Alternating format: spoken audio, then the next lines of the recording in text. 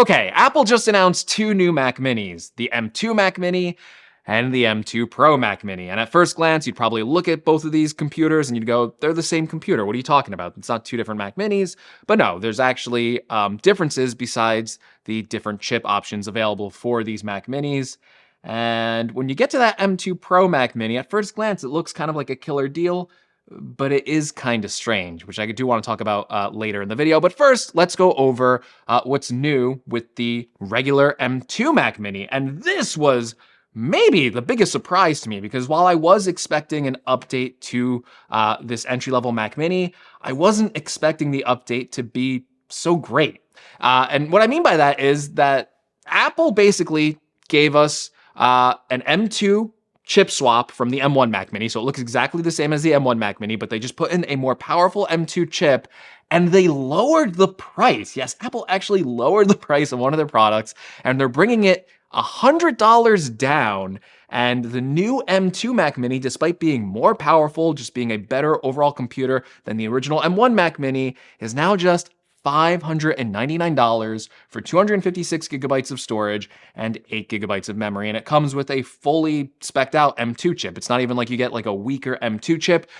By standard, by default, it comes with an 8-core CPU and then a 10-core GPU on the M2 chip. And while the M2 chip itself isn't new, it's been in products like the MacBook Air and the 13-inch MacBook Pro. This is the first time the M2 chip is making its way to one of Apple's desktop computers, and that means it brings along a lot of benefits with it. Besides the increase in CPU and GPU power, you're also able to configure this Mac Mini now up to 24 gigabytes of memory. So this is actually going to be such a great little machine for like almost anyone. Like if you're on a budget and you just need like a workhorse machine, if you're doing things like video editing, development, this is just such a great value. Now being $100 less, you can put some extra money into maybe getting some more memory or some more storage.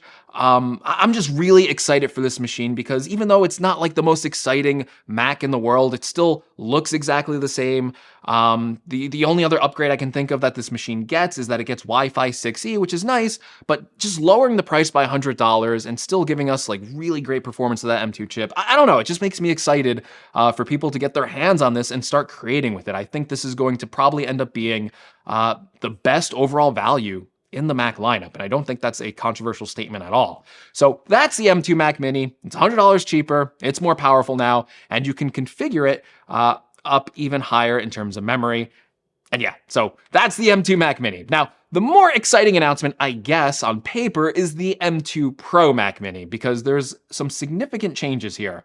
So the M2 Pro Mac Mini, by default, comes with an M2 Pro chip.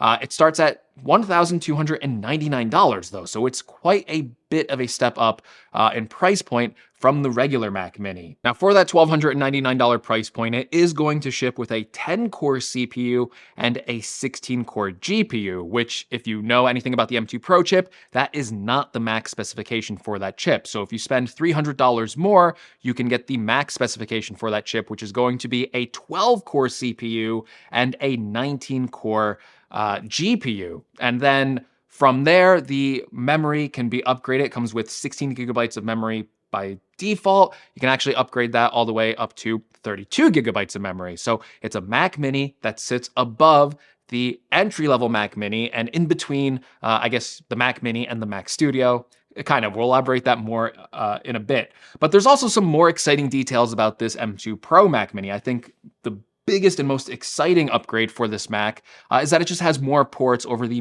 base level model. So if you go ahead and look at the technical specifications, you can see that the M2 Pro Mac Mini gets 4 Thunderbolt ports, and when you compare that against the M2 Mac Mini, that only gets 2 Thunderbolt ports.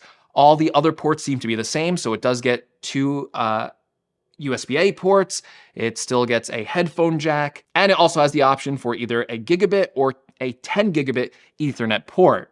And it also has an HDMI port, but there is a difference on the HDMI port between the M2 Pro Mac Mini and the regular M2 Mac Mini. So on the M2 Mac Mini, that can only go, that only supports a resolution of 4K at 60 hertz. It's an HDMI 2.0 port.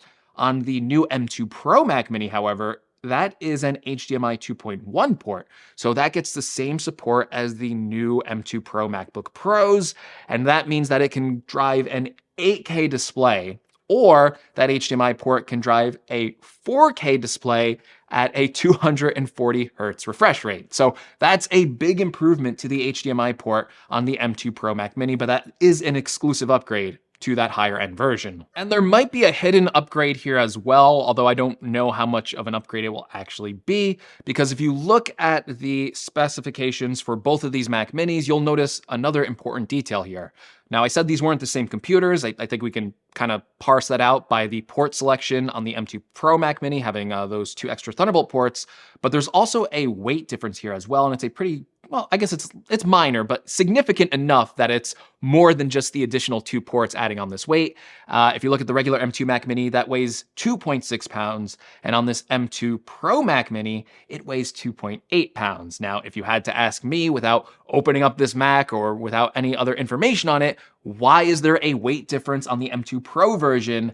And I think that would probably have to do with why there's a weight difference on the 16-inch MacBook Pro when you spec it out to an M1 Max, or now on the M2 Max chip.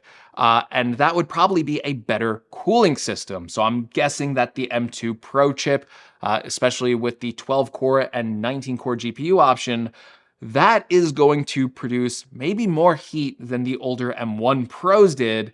And that in itself is enough to upgrade the cooling system in this newer Mac Mini. So again, that M2 Pro Mac Mini weighs 0.2 more pounds. I think it's probably for just a better, more robust cooling system that can properly cool the M2 Pro chip and keep it running at sustained speeds. Now, this M2 Pro Mac Mini, this is in a very difficult spot. It's in a more difficult spot than I thought it would be in. Now, if we look at the entry-level configuration, the one with the 10-core CPU and the 16-core GPU, that's in a less awkward spot. $1,299 for this, for 16 gigabytes of memory, for 512 gigabytes of storage. That's a fair price. That's a nice machine, actually, when you compare it, even if you start speccing up that M2 Mac Mini, you start adding on some more memory, some more storage. Like, it's a nice machine. I think that's the one I can probably just recommend. So if you're going for a lower-end Mac Mini with that chip, maybe you want to add on more memory or more storage, 32 gigabytes of memory, more storage, I think that's a safe recommendation. Now, the problem with this Mac Mini is it runs up too close against the M1 Max Mac Studio when you configure that M2 Pro Mac Mini to the higher end M2 Pro chip with the 12-core CPU and the 19-core GPU. When you configure it to that, and then if you add on 32 gigabytes of memory, you're going to notice that it comes up to $2,000. What else retails at a $2,000 starting price with 32 gigabytes of memory? The Mac Studio. Yeah, if you spec out this M2 Pro Mac Mini with that bigger chip and 32 gigabytes of memory, it's the same price as the Mac Studio. And it's a confusing prospect right now, because I'm looking at this and there's 2 arguments going on in my head right now. The first argument is just, well, if you're speccing out the Mac Mini that much and they're both the same starting price, just get the Mac Studio. It has an M1 Max chip, so it's going to be better with the GPU side of thing than this M2 Pro chip. And just overall, I think it's a better form factor, right? You get more ports on it. You get 2 additional Thunderbolt ports, or I guess on that Max version, it's USB-C ports. And then you also get an SD card slot on the front. And it's just a really great computer. And why not go for that version, right? But then you can make the other argument in a way. Well, why would you get the Mac Studio when you can get the M2 Mac Mini? I guess you can argue it's smaller, which is kind of nice. And the CPU side of things appear to be stronger, right? So it's an M2 Pro CPU, has 12 cores, while the M1 Max chip in the Mac Studio has 10 cores. So not only is this thing going to be faster in single-core performance, but it seems like it's going to have a significant advantage in multi-core performance on the CPU side as well. Sure, you don't get the 2 additional Thunderbolt ports or the SD card slot, but yeah, you're getting a Mac that has a more powerful CPU by default. The GPU, I guess, is the weird area where, like, okay, on the M1 Max, it's a 32 core GPU. I assume it's going to be more powerful than the 19 core GPU on the Max M2 Pro chip.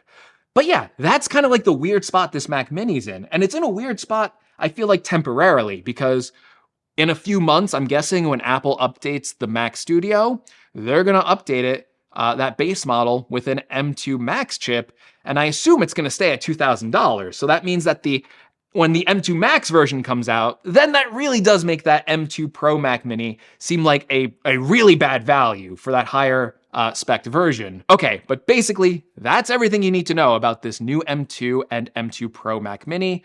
I think if you're getting the lower end versions of both of those Mac Minis, I feel like they're pretty easy recommendations to make.